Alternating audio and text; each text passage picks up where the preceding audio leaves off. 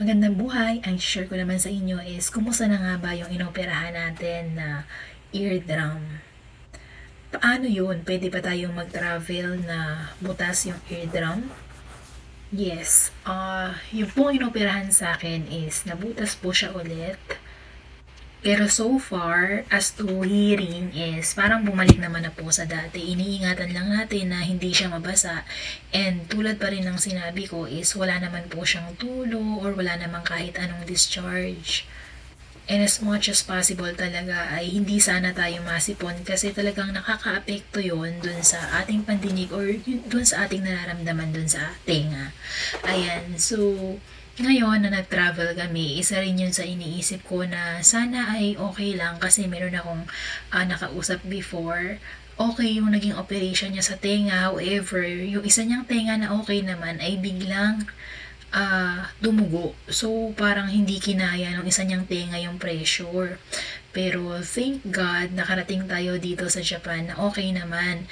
So, ang ginagawa ko lang, kasi syempre may pressure yon kapag umakyat na sa taas yung plane, ang ginagawa ko lang ay lumulunok ako or naghihikab ako para yung pressure is hindi ko maramdaman ang gusto dito sa tenga. So far, parang normal naman yung pakiramdam ko during the travel.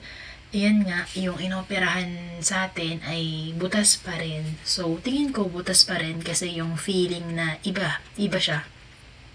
And sometimes, yung tinnitus, nakakaramdam pa rin tayo, usually mga 5 seconds yung tinatagal niya, madalang, pero yes, nakaka-experience pa rin tayo nun. Isa kasi to sa mga usual na tanong ng mga nagta-travel or ng ibang may ganitong case kung pwede bang mag-travel kapag perforated yung eardrum or butas yung eardrum. So in my case, yes po, nakapag-travel naman po ako. Dapat ready lang din tayo or meron tayo mga plano just in case, no? Tapos syempre, expect natin yung pressure sa tenga. Kaya dapat may mga ginagawa rin tayo sa sarili natin para kung ano man yung mararamdaman natin is maiwasan or malesen natin yung pressure na mapupunta rito.